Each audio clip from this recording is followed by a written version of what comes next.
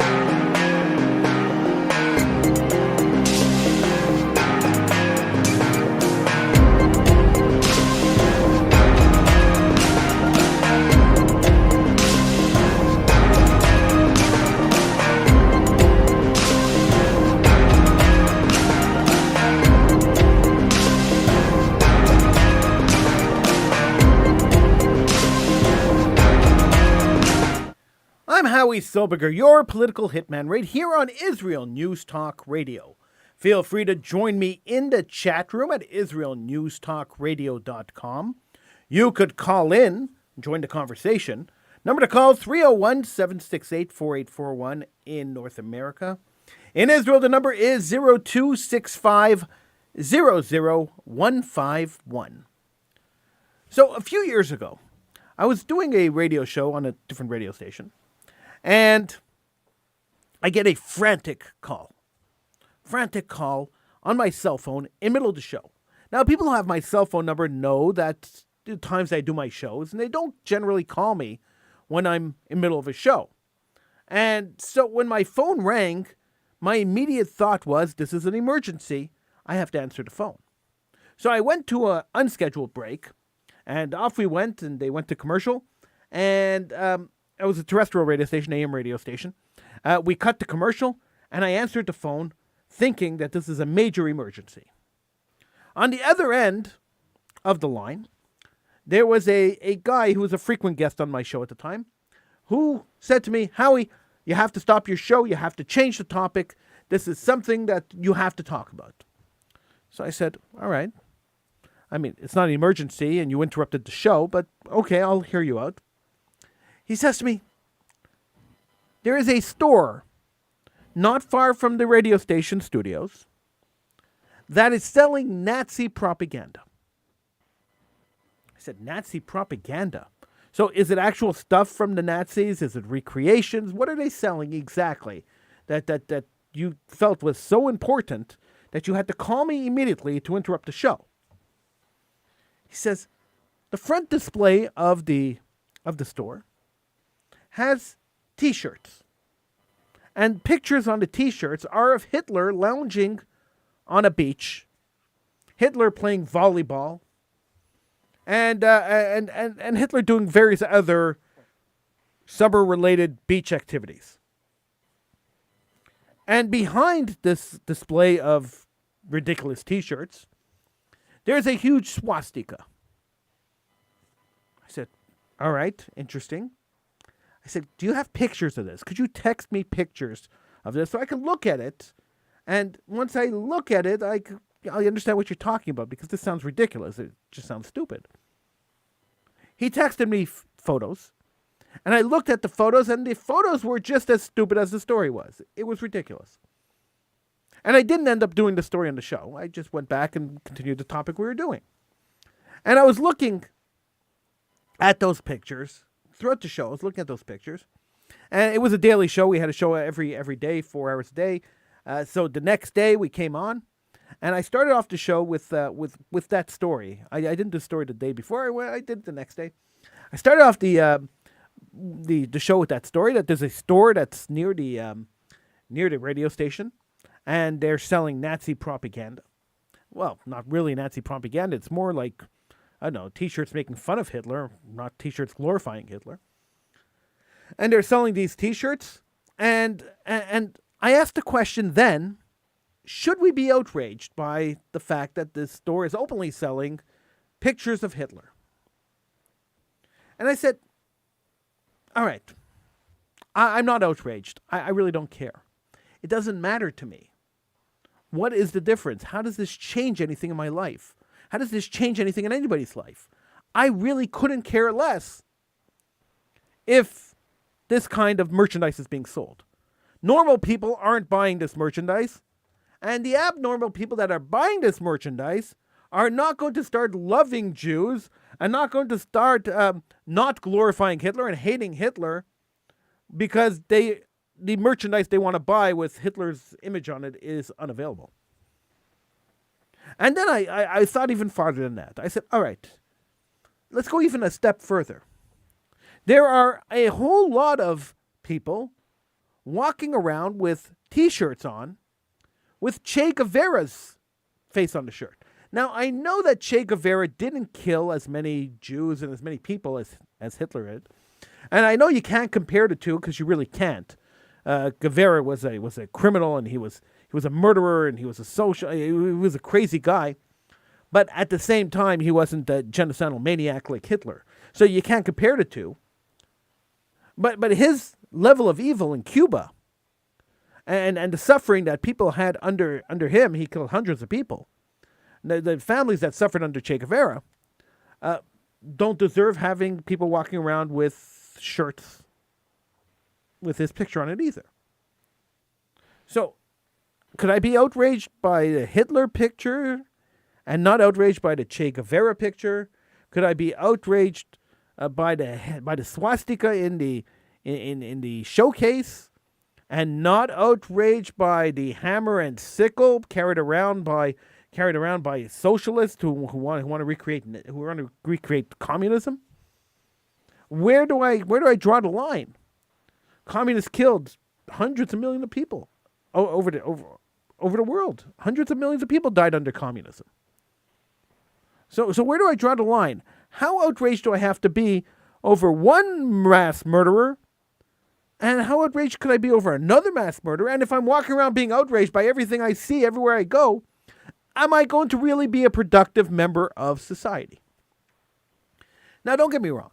There are situations where you have to get angry, and there are situations where you have to fight back. But sometimes we push it a little too far. And what ends up happening is that by us complaining about it and us drawing attention to it, the people who are selling this merchandise end up benefiting from it. Case in point. There is a website that I had never heard of before called Gear Bubble. Now, it's based in Las Vegas, and they sell basically novelty merchandise. And one of the things that they sell was a couple of mugs and pillowcases that said that had Adolf Hitler's face on it, or it said Heil Hitler, or it had some kind of sort of Nazi insignia. One T-shirt had an image of baby Hitler, while another had the face of U.S. President Joe Biden, slightly more to resemble the Nazi leader. So this obscure website was selling this garbage on their website, amongst other stupid stuff that they sell on the website. And nobody really shopped there. Nobody ever heard of this place. I mean, nobody I spoke to ever heard of this place, and I could guarantee that they weren't getting 1 billion hits a week. But then the Anti-Defamation League of the United States decided to get involved. And they released a statement condemning this website.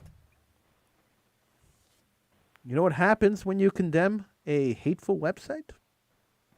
Suddenly, all the haters who are sitting in their living rooms, who you may not know are Jew haters, or you may not know are people who support that kind of regime, go out to buy the merchandise to support the website. All the people who don't believe in censorship and cancel culture go to that website to buy merchandise, to support the website. So suddenly, from an obscure website, this website started selling millions of dollars worth of merchandise. All because the Anti-Defamation League condemned it for carrying a Hitler t-shirt or a couple of Hitler t-shirts. So is it really worth the effort to chase after every obscure, minute, little website selling garbage? Is it really worth it? I don't think so. I think it's a waste of resources. I think it's a waste of time. I don't think we should be spending our time even thinking about it. Why do I care what the haters say about me or what the haters think about me? I'm not going to change their mind. They hate me. I'm not going to change the mind of somebody who supports Nazism. I'm not going to be able to change their mind by taking their merchandise away. It's only going to encourage them to hate me more. So let them have their merchandise. Let them buy what they want. Let them produce what they want. Who cares? Somebody called me a few weeks ago and said to me, "Hey, Howie, do you know that they're canceling Dr. Seuss and they're canceling all these other books, but you can still buy Mein Kampf on Amazon?" And I said, "So? What is the problem with reading Mein Kampf? In fact, if you are a Nazi scholar, a scholar of World War II, and you want to understand the genocide, you want to understand the genocidal aspect of World War II, and where the mindset of the Nazis were, Mein Kampf is a good book to read. I actually endorse it for historical purposes. If you want to read it and understand Hitler, read his works. He explains exactly what he wants to do and why he wants to do it. Banning that book would be a crime. In my opinion, it would be a crime. It would be a crime because I think it's important for us to understand the philosophy. It's important for us to understand the mindset of the people perpetrating the crimes so that we could recognize that mindset, recognize the way they speak and the way they are, and be able to nip it at the butt before it starts again. That's the way I think. Now, I know a lot of people disagree with me, and if you do, feel free to call in. But that's the way I think. That's what I don't believe that by reading Mein Kampf, you're going to become a supporter of Hitler. It's not going to happen. You'll understand Hitler's philosophy. You'll understand how ridiculous it was and how crazy the man was. And that's the point of having the book around. And then, to contrast that, you could read maybe, I don't know, The Diary of Anne Frank or Elie Wiesel's Night. You could counter it and you could read the aftermath of his rantings and ravings and the results of that and get a well-rounded view of Nazism and the effects of Nazism. Not enough people do that. I'm Howie Silberger, this Political Hitman. We'll be back just after this.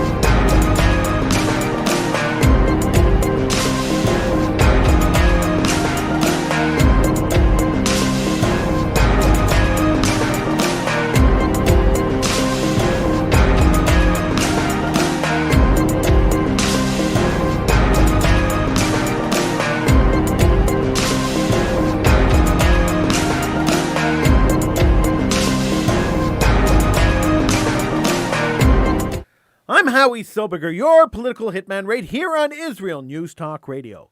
Feel free to join me in the chat room on IsraelNewsTalkRadio.com.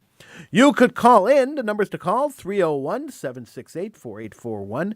In North America and Israel, the number is 02-6500-151.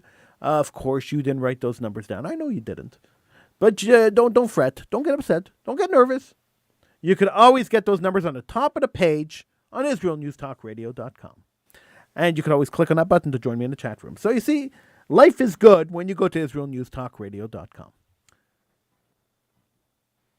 So I know that I'm going to get emails this week complaining to me that I'm doing this show, that I'm saying that it's okay to read Mein Kampf.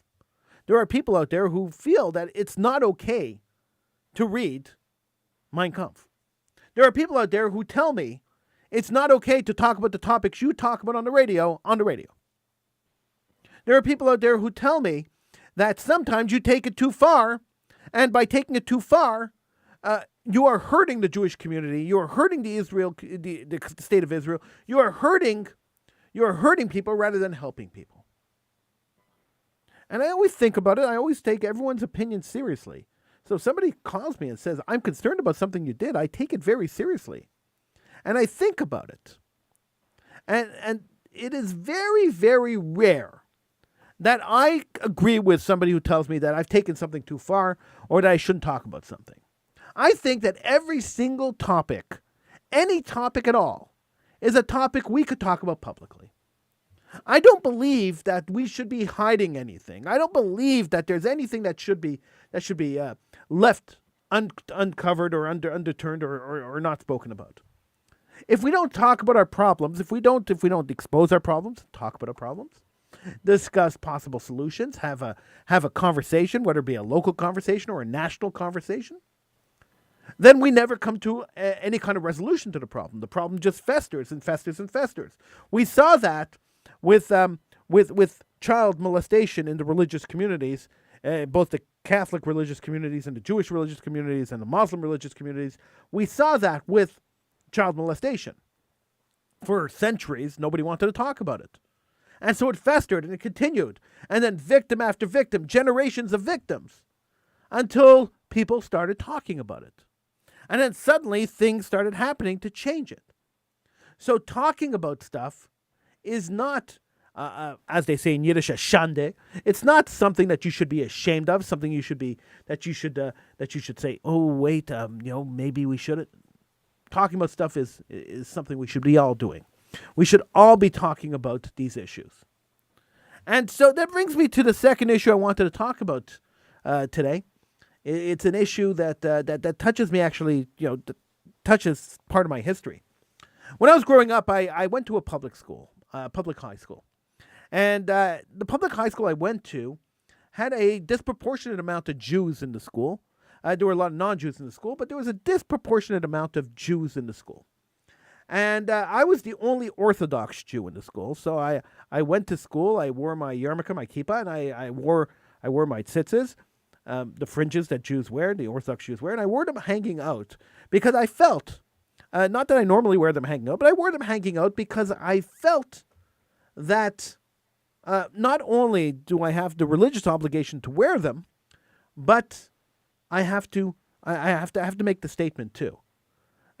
Now, there was a lot of anti-Jewish sentiment in the school, and a lot of it came from the non-Jews in the school who made it very clear that they weren't happy I was a visible Jew.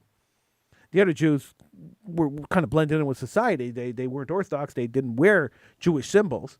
I wore Jewish symbols, so they made it very clear to me through fists and other methods that they weren't very happy that I was a visible Jew. And they also made it very clear to me that I wasn't welcome in the society. Now, another segment of the population in this high school that I went to was the Jewish segment of the population.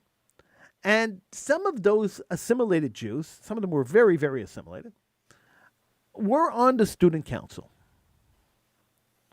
And my graduating year, they were talking about prom.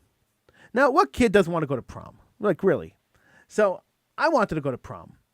And it was scheduled for Friday night. Now, the prom committee was chaired by Jews, and the entire prom committee was Jewish. And I approached the prom committee, and I said, listen, I know I'm the only Orthodox Jewish kid graduating from the school. I realize this. And I'm asking you to do something that normally I wouldn't ask you to do. I normally don't ask people to make exceptions for me. But since there's only one opportunity to go to your graduation prom, I would like to be able to attend the event, and I can't attend it on a Friday night. Is it any possibility that we could move the event from Friday night to Saturday night? So I could come after Shabbat, I could come to the prom. They answered me, they said, listen, We would love to do that, but we can't. The hotel is booked, and this is the only slot we were able to get in the hotel that we're having the prom in. So I asked them which hotel, and they told me which hotel.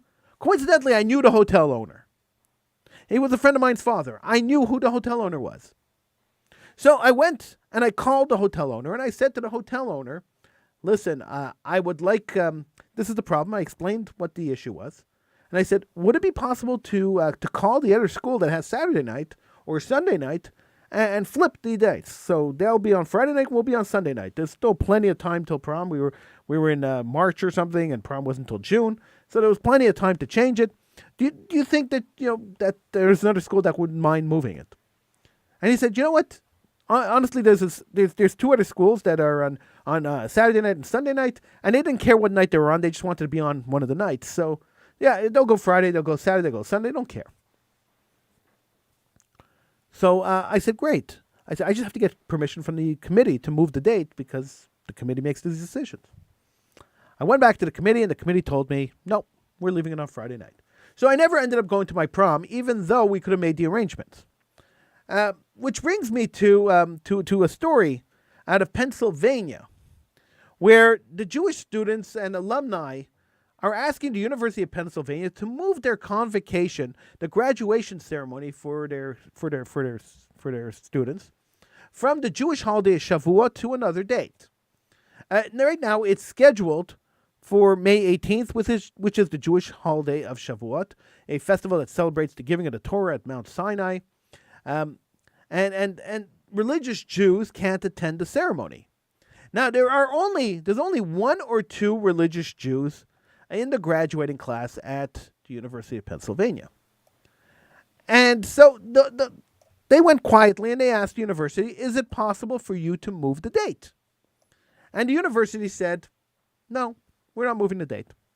So they started a petition, and the petition has 1,600 signatures now. And I just want to point out that 17% of the student body at the University of Pennsylvania identifies as Jewish. And so they have 1,500 signatures now. And they're asking the university to move the date. And the university is absolutely refusing to move the date. Now, should they move the date? Well, I think, I'm pretty sure, that if this was a Muslim holiday or a Catholic holiday or some kind of commemoration for some other minority group, the date would be moved immediately. Political correctness would force them to. But, alas, we are living in a time where political correctness and accommodation doesn't happen for certain minorities. They only happen for other minorities. And so certain minority groups don't get these kind of accommodations that other groups get. And this is what's happening at the University of Pennsylvania. So the young man who asked for this to move, his name is Yoni Guttmacher. Now he said, and this is the quote, "The reality is, if any group of students is affected by this, no matter how small, I think it's our responsibility to care for them. Especially in a year like this, where seniors have had everything taken away from them, finally giving them a graduation and telling these students that their families cannot attend, but can't even partake remotely, is devastating." Now, the response from administrators came a week after 3 students emailed them on March 18th asking for the date to be moved. University declined the request and said that there was too many logistic hurdles. Now, accommodations for observant students who choose to attend in person would be provided, they explained, including an offer of verbal coronavirus symptom checks at the entrance instead of an electronic one, and that the event would be recorded for families to watch at a later date. So that's just like telling me when I was in high school that we're going to have the prom on Friday night, and we'll record it for you, and then you can go home and watch it at your convenience. So you could pretend that you were here with us when you're at home watching it after the fact. I don't think that's fair, and I don't think that's right.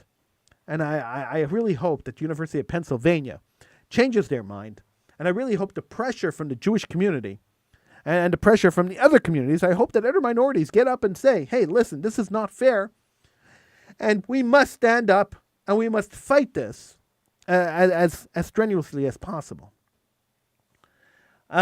you could call in. We are live, so feel free to call in. The numbers to call are 301-768-4841 in North America. In Israel, the number is 0265 You could join me in the chat room by going to israelnewstalkradio.com and clicking on that big button on the top of the page that says chat room. And the conversation in the chat room is always interesting. It's been going for the whole show, and it's really fascinating. I monitor it. I can't really respond to it while I'm doing the show, but I monitor it, and during the breaks I answer some of the comments. We'll be right back. This is Political Hitman. I'm Howie Silberger.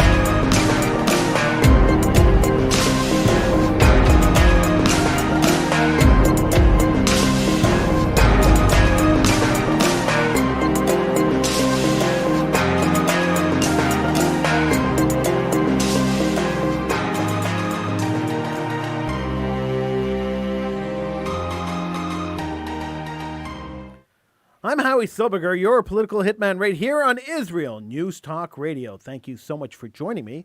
Feel free to join me in the chat room on israelnewstalkradio.com. You could call in. The numbers to call in North America, 301-768-4841. In Israel, the number is 0265 Those numbers are, of course, on the top of the page at israelnewstalkradio.com. It's a great website. I don't know if you ever visited that website. It is a great website.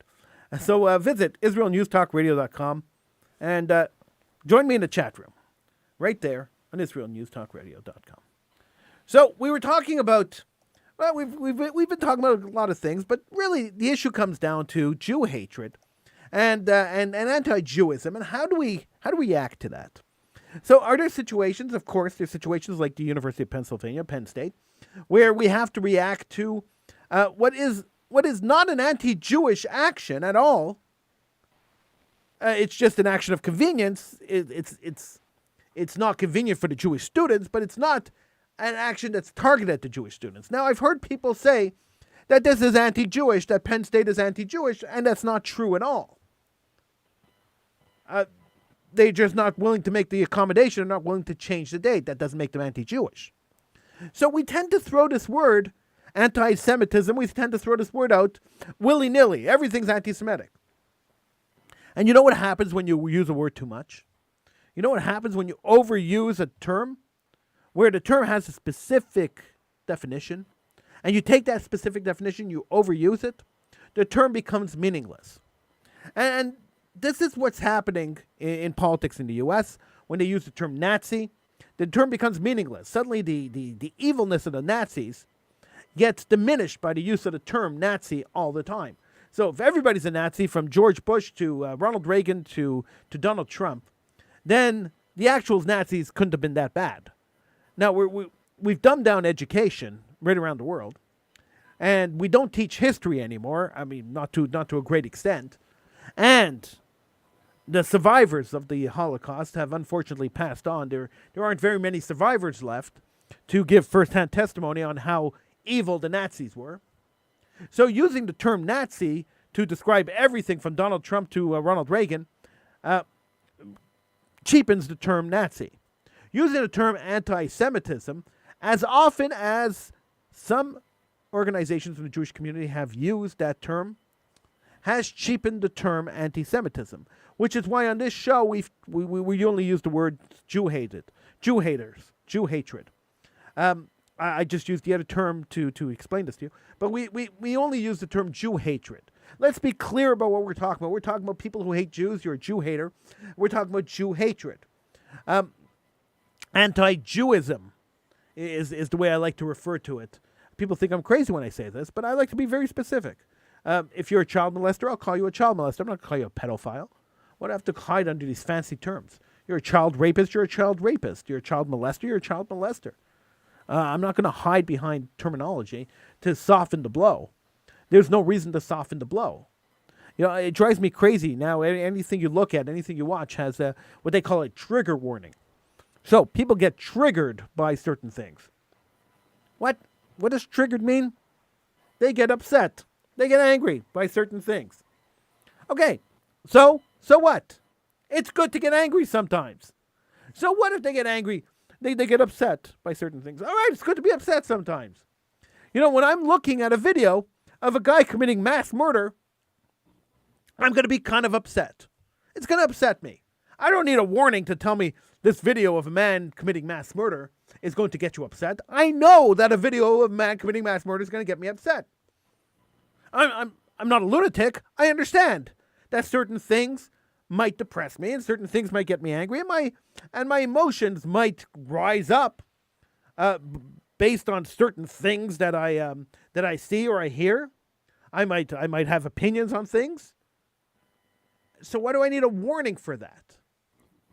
I guess I'm getting old. That's really what it comes down to. And as I get older, I realize how stupid society is getting, and it's a result of the fact that we've dumbed down education. It's the result of the fact that there was a whole generation of kids who grew up not ever knowing about winning a sporting event, not always having a participation medal, always being patted on the head and told they're the best, even if they were not the best. Everybody gets a prize, everybody gets a trophy, we don't keep score in our soccer games because somebody's feelings might get hurt. So that generation who grew up never knowing the agony of defeat are the generation that's demanding that we put these warnings on articles and videos, just in case they might see something that might hurt their feelings. Now, I'm not going to call them snowflakes because I'm not that kind of guy. But really, could we kind of grow up? Could society kind of grow up? Can we kind of grow up and understand that there are people who have varying points of view, and that not every point of view that's critical of the Jewish people, not every point of view that's critical of the black people, not every point of view that's critical of Muslims is anti-anything. Sometimes it's just a point of view that's critical of that group of people. Could we grow up? Could we understand that in political debate, sometimes things are said that are rhetorical, sometimes things that are said that are analogical, that are analogies. Sometimes things are said that are political. It's a political strategy to say certain things to bring out some other comment from your neighbor. That not everything is actionable. That not every word said and every word uttered is actionable. I got fired from a job not long ago. It wasn't even a job. It was an internship that I was doing.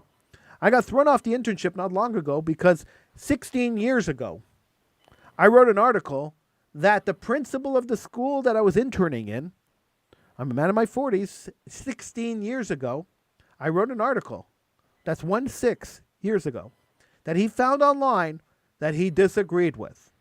So he threw me off the internship. I think it's nuts. Cancel culture is crazy.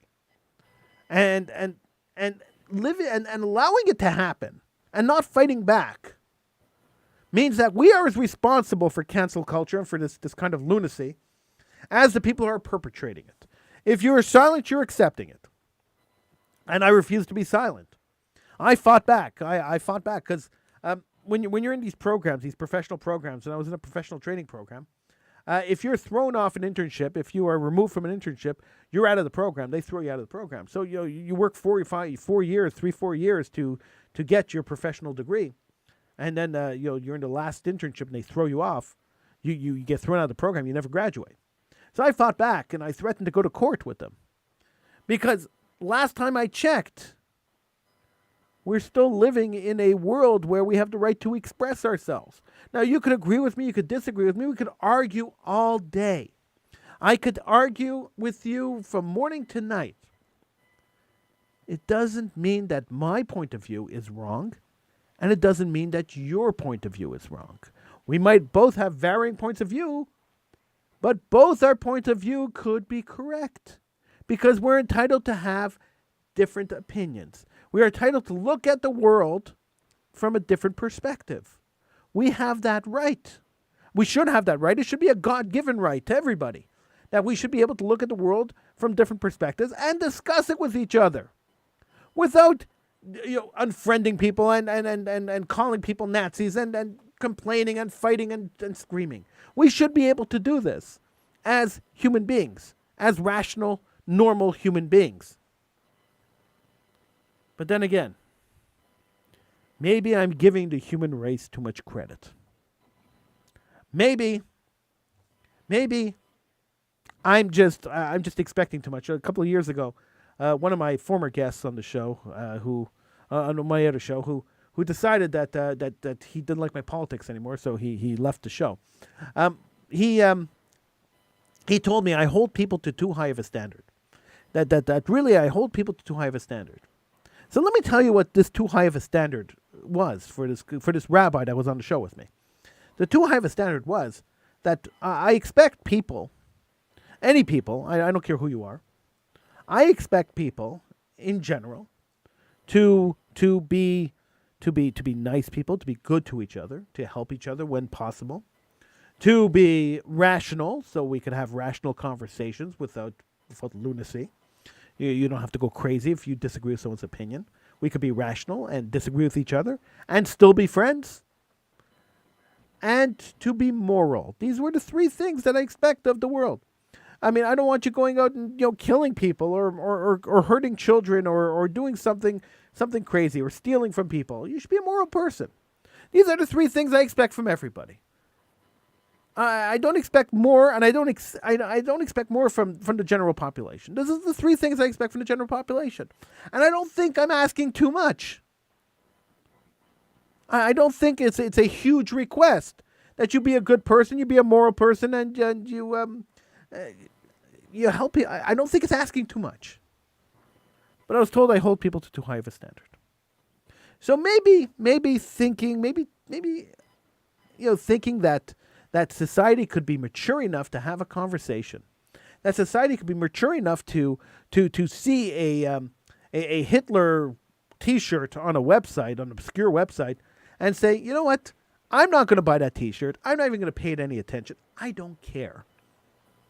If we all did that a little more, the world would be a much better place to live, wouldn't it? Well, I think it would. I could be crazy. I don't know. Maybe I'm crazy and you're normal, and the world's normal. I have no idea. But either way, this is the way I think. I'm Howie Stomachers, Political Hitman. I will see you again next week. Thank you for listening.